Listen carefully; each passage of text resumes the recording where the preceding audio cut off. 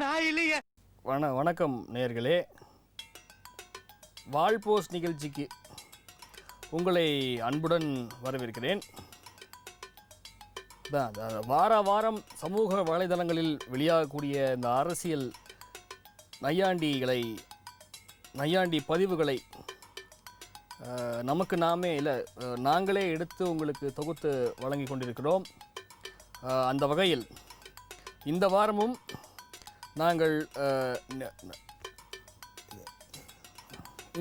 நாங்கள் நிறைய பதிவுகளை உங்களுக்காக தொகுத்திருக்கிறோம். நிகழ்ச்சிக்கு போவோம். ஐயோ, நான் அவரமாலாம் இமிடேட் பண்ணலைங்க, நிஜமான ஸ்கிரிப்ட் வரல. சரிங்களா, நம்ம நிகழ்ச்சிக்கு போயிடலாங்க. நம்ம ஐயோ நான் இல்லையே. போன வாரம் அந்த பழமானது பாலில் விழும் அப்படின்னு சொல்லி காத்திருந்தவருக்கு இல்லை, நான் தனியாக நிற்க போகிறேன் அப்படின்னு சொல்லிட்டு அந்த பழம் தனியாக நிற்கிறேன்னு போயிடுச்சு. இருந்தாலும் இந்த வாரம் தொடக்கத்திலேயே திரும்பவும் இல்லை, நாங்கள் பேச்சுவார்த்தையில் ஈடுபட்டு கொண்டிருக்கிறோம் அப்படின்னு சொல்லி பழத்தை திரும்பி டார்கெட் பண்ணி டார்ச்சர் பண்ணிட்டு இருந்தாங்க. ஆனால் அந்த பழமானது திரும்பியும் பல்பு கொடுத்துட்டு மானாக்குவை கேனாக்குவாக்க கிளம்பிச்சு. பட் ஸ்டில் நம்ம இவர் இருக்கார் பார்த்தீங்களா, நம்ம மஞ்சள்காரர், அவர் இந்த பால் சும்பை வைத்து காத்திருந்ததில் அவருக்கு பல்பு மாத்திரமே கிடைத்துள்ளது என்று நான் சொல்லவில்லை. ஃபேஸ்புக்கில் எல்லாம் கலாய்ச்சிருக்காங்க. பழநிலவே பாலில் விழும் நிலையில் உள்ளது அப்படின்னு நம்ம கப்சா கட்டுமரம் ரீசண்டாக விட்ட கப்சாவுக்கு அந்த அவங்களே கட்சி தொண்டை ஒருத்தன் ரியாக்ஷன் பண்ணியிருந்தாருன்னா எப்படி இருக்கும் அப்படின்னு ஒரு கார்ட்டூன் போட்டிருக்காங்க நம்ம நெட்டிசன்கள். அதில் அவங்களே கட்சியுடைய தொண்டை என்ன சொல்கிறாரு அப்படின்னா, தலைவா, பழம் பாலில் விழுந்தாலும் சரி, இல்லை உங்கள் மண்டை மேலே விழுந்தாலும் சரி, இதுவே நமக்கு கடைசி தேர்தல். போய் வேறு வேலை ஏதாவது இருந்தால் பாருங்கள் தலைவா. குறிப்பாக 5 தடவை ஆட்சியில் இருந்தீங்க நீங்கள், அப்போ பண்ணாதையா இப்போ 94 வயசில் வந்து பண்ண போகிறீங்க என்று மனம் பொங்கி பேசுவது போல் ஒரு பதிவை போட்டிருக்கிறார்கள் நமது நெட்டிசன்கள். ஆல்ரெடி பழம் போன கடுப்பில் இருக்கிற நம்ம கப்சா கட்டுமரத்தை மேலும் வெறுப்பூட்டும் விதமாக ஒரு பதிவை நம்ம நெட்டிசன்கள் போட்டிருக்காங்க. அதில் அவங்க என்ன போட்டிருக்காங்க அப்படின்னா, பழம் கனியுன்னு பார்த்தா அழுகிக்கிட்டே வருது என் மகனே என்று சீனியர் கப்சா கட்டுமரம் சொல்ல, அதற்கு நமது ஜூனியர் கப்சா கட்டுமரம், இல்லைன்னா அந்த ஓரத்தில் இன்னும் பழமாக தான் இருக்கு, அதை நம்ம கண்டிப்பாக சாப்பிடலாம் என்று கூறுவது போன்று ஒரு பதிவை போட்டிருக்கிறார்கள் நமது நெட்டிசன்கள். கலங்காதே நாதா, கப்பலுக்குத்தானே கேப்டன், கட்டுமரத்திற்கு இதற்கு கேப்டன் என்று கவலை தோய்ந்திருக்கக்கூடிய நமது கட்டுமரத்தின் கபாலத்தை தடவி கொடுத்தபடியே அவரது ஒய்ஃப்களில் ஒருவர் அவரை தேற்றுவது போன்று ஒரு சித்திரத்தை போஸ்ட் செய்துள்ளார்கள் நமது சில்மிச வாய்ஸ். மைனாரிட்டி ஆட்சி நடத்தியே பிழைப்பு ஒட்டிய நமது கப்சா கட்டுமரத்தின் கூட்டணி ஆசை நிராசையாகி வருகிறது. இந்த நிலைமையில் அவர் கூட்டணிக்கு ஏங்கும் நிலையை கலாய்த்து ஒரு கார்ட்டூன் போட்டிருக்கிறார்கள் நமது நெட்டிசன்கள். அதில் என்ன சொல்லியிருக்காங்கன்னா, ஐயோ சாமி, நான் கூட்டணிக்கு வரல, ஆதரவு கொடுக்கவும் வரல, ஆனால் நான் பிச்சைக்கு வந்தேன்பா, ஏங்கிட்ட போய் என்று ஒரு பிச்சைக்காரர் கதறுவது போன்றும் அவரை ஜூனியர் கப்சா கட்டுமரம் கரம் பிடித்து இழுப்பது போன்றும் ஒரு கார்ட்டூனை பதிந்துள்ளார்கள் நமது நெட் நண்பர்கள். எங்கள் கூட்டணியில் வீகு வந்தவர்கள் கண்டிப்பாக இணைவார் என்று இன்னமும் நான் நம்புகிறேன் அப்படின்னு நம்ம கப்சா கட்டுமரம் சொன்னதை கேட்ட நம்ம வீகோ அடே, என் பொண்டாட்டி கூட என்ன இப்படி நம்பினதில்லையாடா என்று சென்டிமெண்ட்டாக நமது வீகோ கதறுவது போல் கற்பனையான ஒரு போஸ்டை போட்டு நமது கட்டுமரத்தை கலாய்த்திருக்கிறார்கள் நமது நெட்டிசன்கள். ஏண்டா மணியா, வீகோ இல்லாத குறைய நீயாவது தீர்த்து விடா என்று நமது கட்டுமரம் கேட்க, அதற்கு நமது சூரமணி, யார் வந்தாலும் சரி வரனாலும் சரி, உங்களை தெருவில் இழுத்து விடாமல் நான் ஓய மாட்டேன் தலைவரை என்று சூரமணி கூறுவது போல் நமது காமெடி மணிகள் ஒரு சித்திரத்தை போஸ்ட் செய்துள்ளார்கள். அடுத்து நம்ம பார்க்க இருக்கிறது, இந்த சினிமாவில் வந்த ஒரு பல காமெடியையும் அரசியலில் சமீபத்தில் நடந்த பல காமெடியும் மெர்ஜ் பண்ணி ஒரு வீடியோ போட்டிருக்காங்க நம்ம நெட்டிசன்கள். அதை நம்ம பார்க்கலாம்.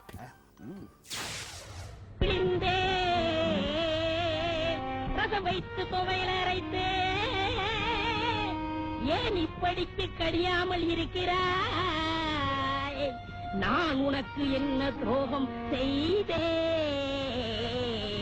நான் உனக்கு என்ன துரோகம் செய்தேன். ஏன் காத்தவராயா பாட்டை நிறுத்தி விட்டாய்? ஏன் என் பாட்டில் மயங்கி விட்டீர்களா? நான் ஒன்று உங்களுக்காக பாடவில்லை. நான் பாடி இந்த பழத்தை பழுக்க வைக்கிறேன். நீ பாடுறதுல கூட தப்பு இல்லடா. பாடியா பழத்தை பழுக்க வைக்கிற? சின்ன மணியானுக்கு தெரியாம பெட்டியை தூக்கிட்டு வந்ததுக்கு 4 பேர்த்த அனுப்பி வைக்கிறேன். இப்படி ஆளுக்கு அடிச்சாங்கன்னா நம்ம நிலைமை என்ன ஆகுறது? போடா, நீ என்ன அடியை கொடுத்த உங்களை தொடர்ந்து 2வது வாரமாக பல்பு வாங்கிய நமது மஞ்சள் துண்டிற்கு பாராட்டுகள் குவிந்த வண்ணம் உள்ளது. அவர்களை பற்றி கலாய்த்து நமது நெட்டிசன்கள் பல்வேறு பதிவுகளை பகிர்ந்தார்கள். அதை நாம் வரிசையாக விவசாயிகள் இன்னும் 2 மாதங்கள் பொறுத்துக்கொள்ள வேண்டும். எதுக்கு எங்க கிட்ட இருக்கிற நிலத்தை அபகரிச்சு எங்களை நடுத்தரவு நிறுத்துறதுக்கா அப்படின்னு அவங்களே ஆட்சி காலத்துல நிலத்தையெல்லாம் பறி கொடுத்த விவசாயிகள் மீண்டும் அவங்கள ஏமாத்தணும்னு நினைக்கிற கப்சா கட்டுமரத்தை கேள்வி கேட்டு கலாய்க்கிற மாதிரி ஒரு கார்ட்டூன் போட்டிருக்காங்க நம்ம நெட்டிசன்கள். 100 வருடத்திற்கு பிறகு பெய்த பெருமழையால் ஏற்பட்ட வெள்ளத்தை வைத்து அரசியல் செய்ய துடிக்கும் கப்சா கட்டுமரத்தினுடைய கமெண்ட்டுகளை நம் நெட்டிசன்கள் எப்படி காலி செய்திருக்கிறார்கள் என்று பார்ப்போமா? சென்னை மாநகர் நாசத்திற்கு யார் காரணம்? இயற்கை பேரிடரா அல்லது செயற்கை பேரிடரா? அப்ப நாம இருக்கும்போது இலங்கையில 1,00,000 பேர் செத்து போனாங்களே, அது இயற்கை பேரிடரா இல்ல செயற்கை பேரிடரா அப்படின்னு நெட்டு குத்தலா கலாய்ச்சிருக்கிறாங்க நம்ம நெட்டிசன்கள். அண்மையில் வங்கிகளிலிருந்து 9,000 கோடியை லவுட்டிக்கிட்டு போன நம்ம விஜய் லொல்லையாவும் நமது கப்சா கட்டுமரமும் தொலைபேசியில் உரையாடி இருந்தால் எப்படி இருக்கும் என்ற கற்பனையை கலந்து கட்டி அடித்திருக்கிறார்கள் நமது நெட் சகோதரர்கள். அதில் என்ன இருக்கிறது என்றால், என்ன தம்பி, பண பிரச்சனைக்கு ஊர் விட்டு ஓடலாமா? நான் ஆச்சும் பரவாயில்ல, 9,000 கோடியை ஏமாத்திட்டு வெளிநாட்டுக்கு ஓடிட்டேன். ஆனால் நீங்கள் 1,76,000 கோடியை ஏமாத்திட்டு இன்னும் ஊருக்குள்ளேயே சுற்றுறீங்களே, உங்கள் தில்லு எனக்கு இல்லை என்று விஜய் லொல்லையா மனம் வருந்தி நமது கப்சா கட்டுமரத்திடம் கதறுவது போல் கலாய்த்திருக்கிறார்கள் நமது நெட் நண்பர்கள். விவசாயிகள் இன்னும் 2 மாதங்கள் பொறுத்துக்கொள்ள வேண்டும். எதுக்கு எங்க கிட்ட இருக்கிற நிலத்தை அபகரிச்சு எங்களை நடுத்தரவு நிறுத்துறதுக்கா அப்படின்னு அவங்களே ஆட்சி காலத்துல நிலத்தையெல்லாம் பறி கொடுத்த விவசாயிகள் மீண்டும் அவங்கள ஏமாத்தணும்னு நினைக்கிற கப்சா கட்டுமரத்தை கேள்வி கேட்டு கலாய்க்கிற மாதிரி ஒரு கார்ட்டூன் போட்டிருக்காங்க நம்ம நெட்டிசன்கள். நீங்க ஆணியே புடுங்க வேண்டாம் தலைவா, போய் பழம் வாங்குற வேலையை மட்டும் பாருங்க. ஏற்கனவே அதுலேயும் பல்பு வாங்கிட்டீங்க. எங்களை இந்த நிலைமைக்கு ஆளாக்குனதே நீங்கள் தான். ஏற்கனவே கெயில் திட்டத்தில் கையெழுத்து போட்டு எங்களை நடுத்தரு கொண்டாந்துட்டீங்க. அது மட்டும் இல்லை, எங்களை ஏமாற்றி இத்தனை நாளாக அரசியல் செஞ்சது போதும். இந்த தேர்தல் உங்கள் கட்சிக்கு கடைசி தேர்தல் என்று விவசாயிகள் உணர்ச்சி பூர்வமாக பொங்குவது போல் ஒரு கார்ட்டூனை நமது நெட்டிசன்கள் பதிந்துள்ளார்கள். இந்த ரட்டனாக்கும்பாங்களே, அதுக்கு நம்ம கப்சா கட்டுமரம் தான் ஹோல்சேல் டீலராக இருப்பார் போல இருக்குது. போங்கிரஸுடன் இனி ஒட்டும் கிடையாது, உறவும் கிடையாது அப்படின்னு அன்னைக்கு சொன்ன கட்டுமரம் இன்னைக்கு நாங்களும் போங்கிரஸும் ஒரு வெற்றி கூட்டணி அப்படின்னு அவர் சொல்கிற மாதிரியும், அதுக்கு இந்த ஆள் நம்பி ஓட்டு போட்டால் நம்ம நிலைமை அவ்வளோதான் என்று இதற்கு மக்கள் கருத்து தெரிவிப்பது போலவும் ஒரு கார்ட்டூன் போட்டு கலாய்த்திருக்கிறார்கள் நமது நெட் நண்பர்கள். நம்ம கட்டுமரத்துக்கும் வீகோந்துக்கும் இடையே நடந்த அந்த கூட்டணி பேரம் குறித்த அந்த உச்சகட்ட காட்சிகள் எப்படி இருந்திருக்கும் அப்படின்னு சொல்லிட்டு ஒரு பதிவு போட்டிருக்காங்க நம்ம நெட் நண்பர்கள். அதில் என்ன சொல்கிறாங்க அப்படின்னா, உனக்கு என்னதான் வேணும் என்று வீகோந்த் கேட்பது போன்றும், நீ தான் வேணும் கூட்டணிக்கு வரியா என்று நமது கட்டுமரம் சொல்வது போன்றும், அப்போ வா வந்து இடிச்ச கல்யாண மண்டபத்தை கட்டி கொடு என்று நமது வீகோந்த் கேட்பது போன்றும் அந்த பதிவில் கலாய்த்துள்ளார்கள். ஆத்திர அவசரத்துக்கு வீட்டுக்கு வரவங்க ஃபோன் எடுக்க மாட்டாங்க, எப்பயும் ஃப்ரெண்ட்ஸ் தான்.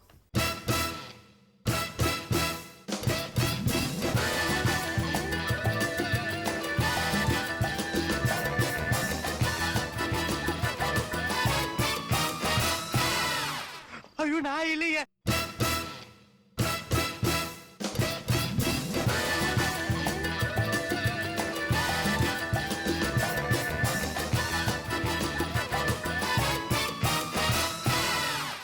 ஐயோ, நான் இல்லையே. ஆத்திர அவசரத்துக்கு வீட்டுக்கு வரவங்க ஃபோன் எடுக்க மாட்டாங்க, எப்பயும் ஃப்ரெண்ட்ஸ் தான். தோல் கொடுப்பான் தோழன். அப்படின்னு சும்மா சொல்கிறாங்க. இப்போ பாரு நான் ஃபோன் பண்ணுறேன். கிருஷ்ணா, வெரி குட் கிருஷ்ணா, இங்கே இருக்கேன் கிருஷ்ணா. டக்குன்னு போதும் பாருங்க tower. We are getting a busy tone on this number.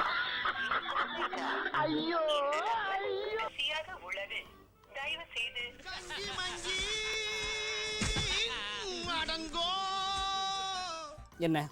என்ன பார்க்குறீங்க? நான் பல்பு வாங்குறது பெருசா? இங்கே ஒருத்தர் பாருங்க பல்பு வாங்கியிருக்காரு, அதை பாருங்க. இப்படி பல்பு கொடுத்துருக்கேன். என்னுடைய தொடர்பு கொள்வதற்கு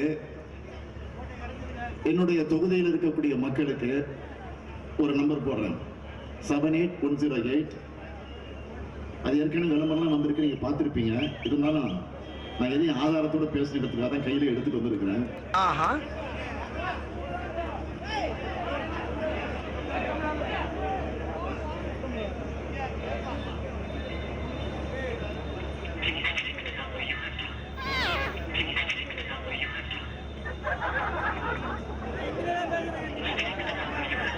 இது தெரியாம வந்து சிக்கிட்டே நான் என்ன பண்ணுவேன்? இந்த பாருங்க, நான் சுற்றி வளர்ச்சிலாம் பேசுகிறோம்ல, சைட்டை விஷயத்துக்கு வந்துடுறேன். போன சட்டமன்ற தேர்தலில் விவேல வச்சு நம்ம விகாந்தை மரண கலாய்ச்சாங்க. ஆனால் இந்த சட்டமன்ற தேர்தலில் கூட்டணி வச்சா நாங்கள் அவர் கூட தான் வைப்போம் அப்படின்னு சொல்லிட்டு தவம் இருந்தாங்க. அறிவு கேட்டவருங்க. ஆனால் நம்ம விகாந்த் பல்பு கொடுத்துட்டு பிறந்த கதையெல்லாம் வேறு விஷயம். ஆனால் இதை கலாய்ச்சி ஒரு வீடியோ போட்டிருக்காங்க, அதை நம்ம பார்க்கலாம். அதில் நீங்கள் நோட் பண்ண வேண்டிய குறிப்பான ஒரு விஷயம் இருக்குது, அதை மறக்காமல் நோட் பண்ணுங்க. சொல்றாங்க. நான் மேட்ருக்கு வர்றேன். நேற்று முந்தானது ஒருத்தன் கட்சியை ஆரம்பிச்சுட்டு நாளை கழிச்சு முதலமைச்சர் ஆக போறேன்னு இருக்கேன் ஒருத்தன். அந்த ஆளுக்கு ஓட்டுக்கிட்டு போட்டு ஓட்டை ஆக்கிறாங்க. அந்த ஆளுக்கு ஓட்டு போறது யானை தான் தலையில மண்ணள்ளி போடுற மாதிரி. அது நாங்க கூட்டணி வைக்கும் பொழுது விஜயகாந்தும் அந்த கூட்டணியில் இருக்க வேண்டும் என்று ஆசை எங்களுக்கு உண்டு. விஜயகாந்துக்கு திமுக அழைப்பு விடுக்கிறதுன்னு ஏத்துக்கலாமா? கூட்டணி அழைப்பு விடுக்கிறது என்று ஏத்துக்கலாமா? நான் சொல்வதே அழைப்பு தான். அடங்கப்பா, இது உலக நடிப்புடா சாமி. அவைகளே நாடகத்தை விமர்சித்து பல்வேறு அரசியல் தலைவர்கள் தங்களுடைய கருத்துக்களை பதிந்துள்ளார்கள். இல்லை, நாங்கள் தெரியல, அது நெட்டிசன்கள் பதிந்துள்ளார்கள். அந்த பதிவுகளை நாங்கள் தொகுத்து வழங்குகிறோம்.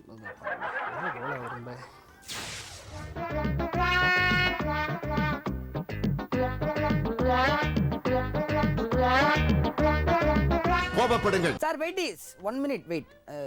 Doubt please. இப்போ கோவப்படுங்கன்னு சொல்கிறீங்க. 2011 மக்கள் கோவப்பட்டாங்க, அதோட ரிசல்ட் என்னென்னு உங்களுக்கு தெரியும். திரும்பி ரீசெண்டாக 2014 மறுபடியும் மக்கள் கோவப்பட்டாங்க, அதனுடைய ரிசல்ட் என்னன்னு உங்களுக்கு தெரியும். இப்போது 2016 வருஷத்தில் திரும்பியும் மக்களை கோவப்படுங்கள் அப்படின்னு சொல்கிறீங்க. எப்படி சார் உங்கள் ஃபேமிலி தாங்கம்மா? அது கிடையாது, உங்களுக்கு ஃபேமிலி கண்டிப்பாக தாங்கோ. எவ்வளோ தாக்குறீங்க? கண்டிப்பாக.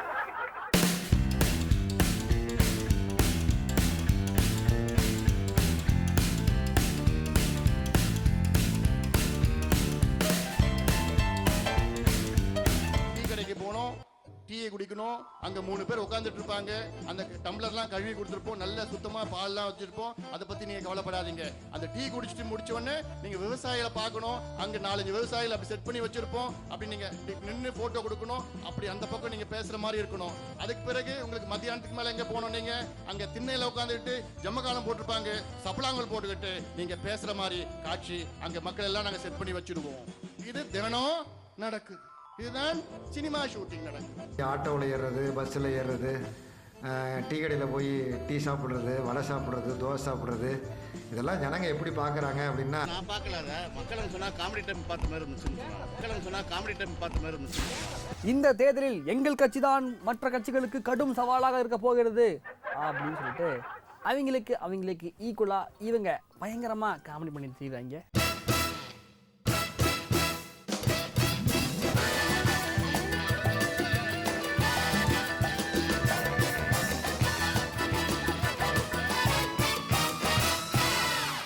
ஐயோ, நான் இல்லையே.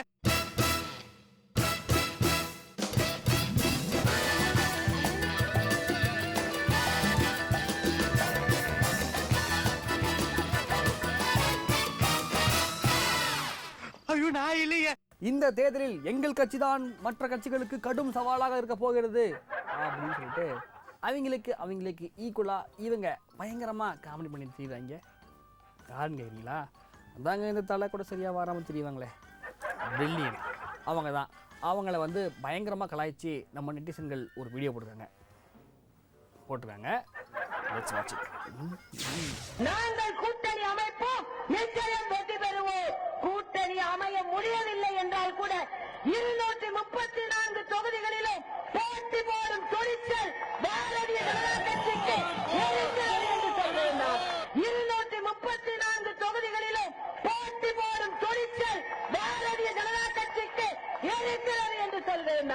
ஒரே மன தைரியத்தை பாராட்டி அவரை தெம்பூட்டும் விதத்துல நம்ம கம்பெனி தரக்கூடிய ஒரு அதிசய பொருள் ஆலயமணி படத்துல அபிநய சரஸ்வதி, கன்னடத்து பைங்கிளி, நம்ம சரோஜா தேவி பயன்படுத்திய சோப்பு டப்பா இலவசம். யாரையும் நம்பி இல்லை நாங்கள். அடுத்து வர்றது ஒரு சர்ப்ரைஸ் வீடியோ. என்னடா சர்ப்ரைஸ் வீடியோன்னு சொல்கிறீங்களா? ஒன்றும் இல்லை, இந்த ப்ரொடியூசர் வந்து எனக்கு ஸ்கிரிப்ட் தரல, அதனால் இது சர்ப்ரைஸ் வீடியோ. விஜயகாந்த் சொல்ல முடியுதுன்னா சொல்ல முடியாது, அவரால் சொல்ல முடியாது. அவரால் நிதானமாவே மேடையில் நிற்க முடியல. சொந்த கட்சி வேட்பாளரை போட்டு சாத்துற அந்த அளவுக்கு முன்கோபம். தமிழ்நாட்டுடைய முதலமைச்சரானா என்ன ஆக யோசிச்சாரு.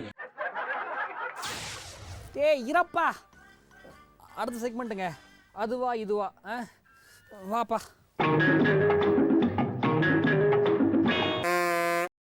தேங்க்ஸ்ப்பா. செம்ம தொடர்ந்தாலும் பேசியிருப்பார். நம்மள மேலாம் கருத்தாக பேச மாட்டேன். அப்படியே இருந்துக்கோ. அதாவது கட்சி எங்கள் கூட்டணி பலமாக உள்ளது, அவர் வரவில்லையே என்று எங்களுக்கு துளியும் வருத்தமில்லை. மிஸ்டர் கிளங்கோவன் அவர்கள் பேட்டி. மிஸ்டர் கிளங்கோவன் அவர்களே, உங்கள் கூட்டணி பலமாக இருக்கிறது ஒரு பக்கம் இருக்கட்டும், நீங்கள் ரொம்ப வீக்காக இருக்கீங்களாமே. தான் ஹாஸ்பிட்டல்லேருந்து வெளியே வந்திருக்கீங்க, பாலும் பழமும் சாப்பிட்டு டெவலப் பண்ணிக்கோங்க. அப்புறம் அவர் வரலன்னு சொல்லிட்டு எங்களுக்கு வருத்தம் இல்லைன்னு சொல்கிறீங்க. அப்புறம் ஏன் உங்கள் கண்ணு வேர்த்திருக்கு? பயத்தை நீங்கள் வெளிக்காட்டிடலாம் கூட, அப்படியே அந்த கண்ணு தான் வந்து வேர்த்திருக்கு, தொடச்சிக்குங்க. குறிப்பாக அவர்கிட்ட அப்படிங்களா, கூட்டணி தலைவருக்கு அப்படிங்களா, அவர்கிட்டையும் வந்து சொல்லிடுங்க. சமூக நீதியை காப்பதற்கு நாங்கள் எந்த தியாகத்தையும் செய்ய தயாராக உள்ளோம். கோயிலின் பேட்டி. பொய்லின் 4 எம்பி சீட்டுக்கோசரம் ஒரு இனத்தையே தியாகம் பண்ணீங்க. நீங்கள் சமூக நீதிக்காக தியாகம் பண்ண போறீங்களா? எங்களை எல்லாம் பார்த்தா உங்களுக்கு எப்படி தெரியுதுன்னு தெரில. இது எப்படி இருக்குன்னா, கேட்குறவன் இருந்தால் ஹெலிகாப்டர் ஓட்டுமா, அந்த கதையாக இருக்குது. எதையாச்சும் சொல்கிறதுக்கு முன்னாடி கொஞ்சம் யோசித்து சொல்லுங்கள் பெயிலின், நாங்கள் ரொம்ப பாதிக்கப்பட்டிருக்கோம். மாவட்டத்திற்கு 2 தொகுதிகளாவது நிச்சயமாக வெற்றி பெற்று தர வேண்டும். நீண்ட காலம் தமிழகத்தில் வாழ வேண்டிய, உழவ வேண்டிய ஒரு இயக்கம் மாசைகளுக்கு காரியநிதி அறிவிப்பு. ஆனால் ஒரு விஷயத்தை நீங்கள் ஒத்துக்கிட்டீங்க, உங்கள் இயக்கம் அப்படின்ட்டு. அப்புறம் பாருங்க, நீங்கள் உங்கள் இயக்கம் வாழ வேண்டும், உழவ வேண்டும் நினைக்கிறீங்க நீங்கள். ஆனால் நாங்கள் வாழ வேண்டும், உழவ வேண்டும் அப்படின்னு நீங்கள் நினைக்க மாட்டேங்கிறீங்க பார்த்தீங்களா? அப்புறம் இன்னொரு விஷயம், இது ஏதோ உங்கள் இயக்கத்துக்கு நீங்கள் சொல்கிற மாதிரி தெரியல. அப்படியே உங்களுக்கு 234 தொகுதிகளிலும் நாங்கள் தனித்து போட்டியிடுவோம். குறிப்பாக முதல்வர் வேட்பாளராக வீகோந்தை எங்கள் கட்சி தலைமை ஏற்றாலும் எங்கள் கட்சி தொண்டர்கள் ஏற்க மாட்டார்கள். தலைவாராயிசை பேட்டி. எனக்கு என்னமோ இது உங்கள் கட்சி தொண்டர்கள் சொன்ன கருத்து மாதிரி இல்லை, நீங்கள் உங்கள் சொந்த கருத்தையே சொன்ன மாதிரி இருக்குது. தம்பி போங்க தம்பி, ஊருக்குள்ள போய் காட்டு பாருங்க.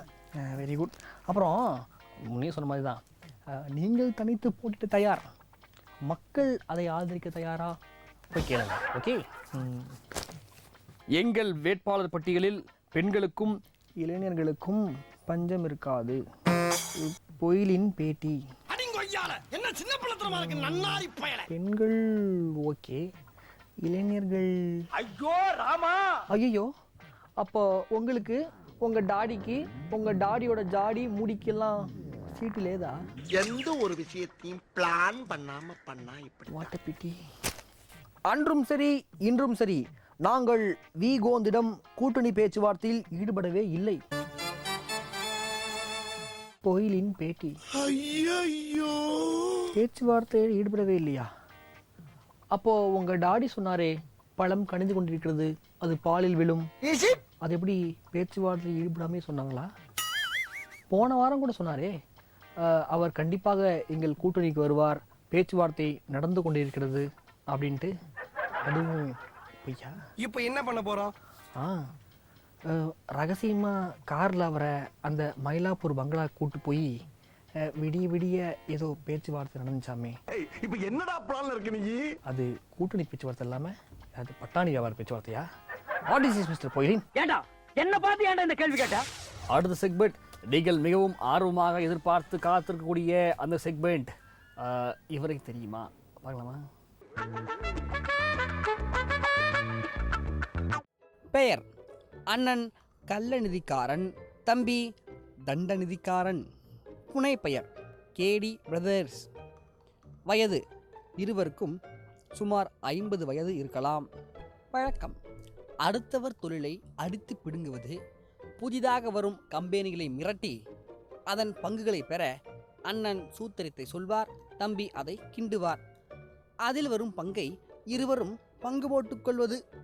அவர்கள் நடத்தும் தொலைக்காட்சி மற்றும் செய்தித்தாள்களில் தங்கள் சுயநலத்திற்காக மட்டுமே செய்திகளை வெளியிட்டு மக்களை ஏமாற்றுவது. தாத்தாவுடன் சண்டை ஏற்பட்டால் தாத்தாவிற்கு எதிராக செய்தி போடுவது. தாத்தாவுடன் உடன்பாடு ஏற்பட்டுவிட்டால் தாத்தாவிடும் கப்சாக்களையும் கதைகளையும் செய்தியாக வெளியிடுவது. குணம் கேடிகளுக்கே உண்டான அனைத்து குணாதிசயங்களையும் பெற்றிருக்கின்றனர். இதுவரை செய்தது கேபிள் ஆபரேட்டர்களை மிரட்டி கேபிள் டிவி தொழிலை பிடுங்கியது, அவர்கள் வாழ்க்கையை கேள்விக்குறியாக்கியது. சினிமா துறையில் நுழைந்து சினிமா தொழிலை நசுக்கியது. 1,76,000 கோடி 2G ஸ்கேமில் ஈடுபட்டது. தங்கள் சுயநலத்திற்காக செல்போன் கம்பெனியை மிரட்டி அதன் பங்குகளை வெளிநாட்டு நிறுவனத்திற்கு விற்க வைத்து பல கோடி ரூபாய் மோசடி செய்தது. அரசு தொலைபேசி நிறுவனத்தில் இருந்து திருட்டு கனெக்ஷன் எடுத்து அதை தன் நிறுவனத்திற்கு பயன்படுத்தி பல கோடி சுருட்டியது. இப்படி பல கேடித்தனங்களின் மூலம் பல கோடிகளை உலக நாடுகளில் சேர்த்துள்ளது குறிப்பிடத்தக்கது. இவ்வாறாக இந்த பட்டியல் நீள்கிறது. நோக்கம் ஊரை ஏமாற்றுவதே இவர்களின் தலையாய நோக்கம். சொத்து விவரம் தனி விமானம் முதல் தனி தீவு வரை சொத்து விவரங்களை கணக்கிட்ட கால்குலேட்டர் குழம்பிவிட்டது, கணினி கலங்கிவிட்டது. மேலும் கணக்கு விவரங்களை துல்லியமாக கணக்கிட்டு சொல்ல பல யுகங்கள் தேவைப்படும் என்று நிபுணர்கள் கண் கலங்கினர். இதனால் மக்களுக்கு தெரிவிப்பது என்னவென்றால், இழந்த அதிகாரத்தை மீண்டும் அவர்கள் குடும்பத்திற்கு பெற்று தந்து அதன் மூலம் மீண்டும் அவர்களின் கேடித்தனத்தால் பல கோடிகளை சுருட்டி அயல் நாட்டில் கும்மி அடிக்க இவர்கள் உங்களிடம் அவர்கள் நடத்தும் பொய்கர நாளிதழ் மற்றும் மண் டிவியின் மஞ்சக்காமாலை மூலம் உங்களிடம் பல பொய்யான பிரச்சாரங்களையும் விளம்பரங்களையும் தகவல்களையும் காட்டி உங்களை ஏமாற்ற நினைப்பார்கள்.